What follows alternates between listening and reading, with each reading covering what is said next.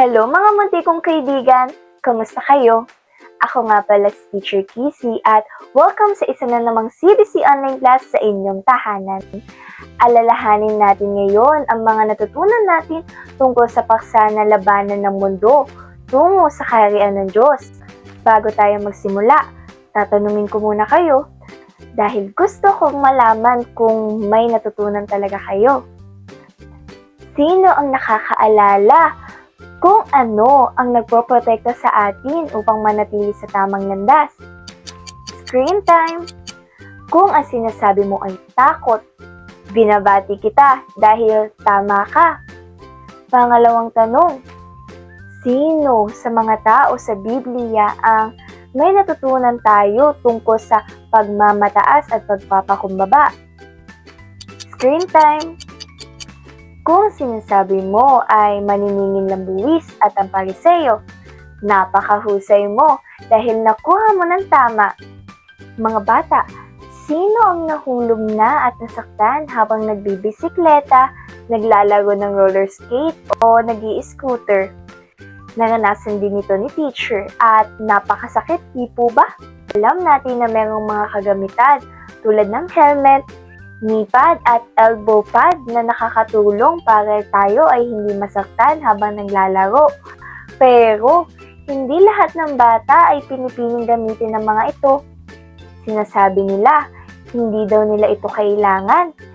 Kaya naman daw nila at mas gusto nila na maglaro at magsaya kahit na may panganib at pagkatapos ay masaktan.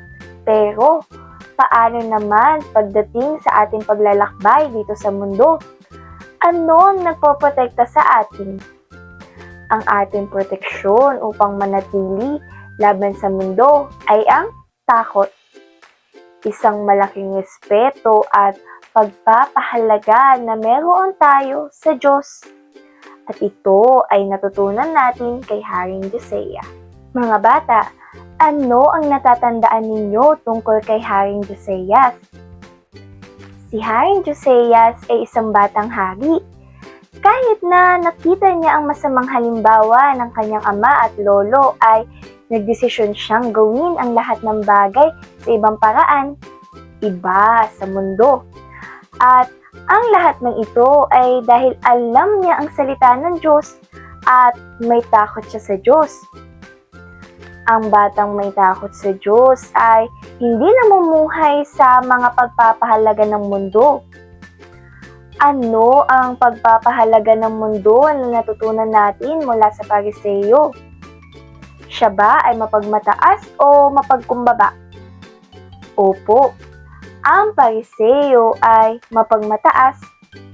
Nagpapanggap siya na ibang tao pero sa loob niya ay hindi naman talaga siya iyon.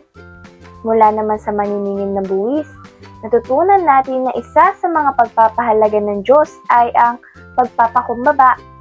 Dahil lagi nating aaminin ang ating mga pagkakamali at huwag na ito muling ulitin. Mga bata, itinuro ng mundo na dapat tayong maging mapagmalaki. Gawin ang lahat ng gusto natin kahit na hindi ito nagpapasaya sa Diyos. Kaya naman, kailangan talaga nating labanan ng mundo. Naalala niyo ba kung kanino natin natutunan ang patungkol sa walang hanggan? Opo, mula sa mayamang lalaki at kay Lazaro. Natutunan natin na ang lahat ng bagay na meron tayo dito sa mundo ay mawawala. Pero, ang ating kaluluwa ay mananatili magpakailanman. Kaya, kapag pinipili natin gawin ng tama, sumunod sa salita ng Diyos, inuuna natin ang ating kaluluwa, ang walang hanggan na buhay kasama si Jesus. Ngunit, ang pagpipili natin ito dito sa mundo ay sa pamamagitan ng ating pag-uugali, mga salita at mga iniisip. Dito natin pipiliin kung saan tayo pupunta pagkatapos ng buhay dito. Tulad ng nangyari sa mayamang lalaki at kay Lazaro. Mga bata, balikan natin ang verse na sinasabi ang patungkol dito sa libro ng mga taga-Pilipos, chapter 3, verse 20. Ngunit, para sa atin, ang langit ang tunay nating bayan, at mula roon, hinihintay natin ng may pananabik ang pagbabalik ng tagapagligtas, ang Panginoong Hesus.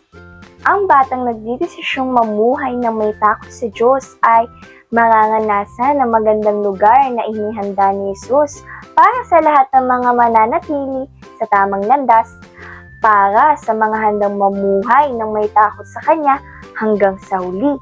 Kaya, kung nais mo na makasama si Hesus magpakailanman, tara, gumawa tayo ng panalangin ngayon. Mga bata, oras na para kausapin natin ang Diyos. Maging totoo, ipikit ang iyong mga mata at ilagay ang iyong kamay sa iyong puso. At sabayan niyo ako, Panginoong Hesus, maraming salamat sa mensahe na ibinigay mo para sa amin sa araw na ito.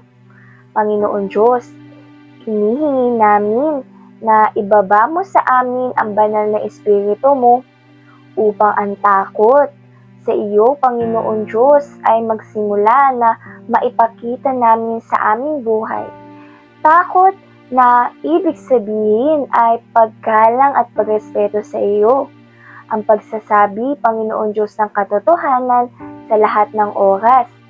At takot na hindi maging mapagmataas dahil, Panginoon Diyos, naunawaan namin na dapat ibahin namin ang aming pagpapahalaga dito sa mundo, ibahin namin ang aming pag-uugali, ang aming isipan, ang aming salita, na huwag magpakita, Panginoon Diyos, ng pagmamataas.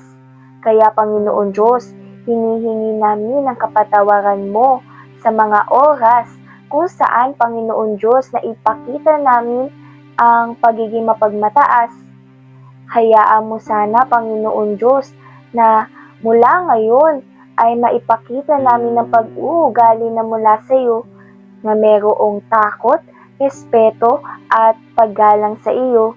Napahalagahan namin kung ano ang walang hanggan. Panginoon Diyos, ito yung aming panalangin sa pangalan ni Kristo Jesus. Amen. Mga bata, bigyan natin pansin ng salita. Hindi pwede matapos ang ating munting klase na hindi natin ito pinapractice. Kaya, tara na at i-practice natin ito. Sasabihin ninyo ang verse na natutunan natin ngayong araw sa sino man sa mga kasama ninyo. Pero, sasabihin nyo ito ng malakas na boses para marinig ng lahat, mapakinggan at mabigyan nila ng pansin. Pagkatapos ninyo sabihin ng verse at inulit ito ng ilang beses, ulitin uli ito, pero may isang salitang mali o alisin ng isang salita sa verse. Kung talagang nakinig sila at binigyan nila ng pansin ang maling sinabi mo, sasabihin nila, alam ko iyon.